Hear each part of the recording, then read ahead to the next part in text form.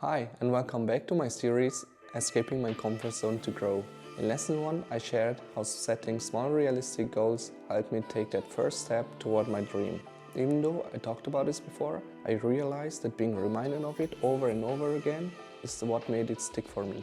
And I think it might help you too. Let me give you an example. For my first video, I made intentional choices to keep things as simple and authentic as possible. First, I didn't use any background music or fancy captions. It was just me sitting in front of the camera, and let me tell you, it was a big step for me because being in front of the camera has always been my biggest fear. I also choose to not use any external lights, like in this video, because I wanted to focus on what really mattered.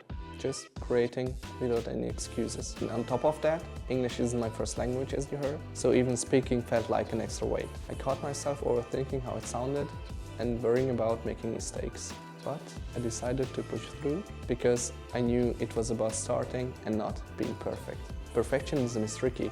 It feels like you're being productive because you're focusing on little details, but in reality it's another way of procrastinating. What helped me was realizing that every imperfect video is part of the process.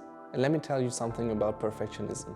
It stops progress. Chasing perfection can leave you stuck in place. Instead of taking small steps forward, you end up frozen, waiting for the perfect idea or the right moment that never seems to come. Also, it's a form of fear. The fear of being judged, the fear of making mistakes, and the fear of not being good enough. What we all need to know as we learn by doing.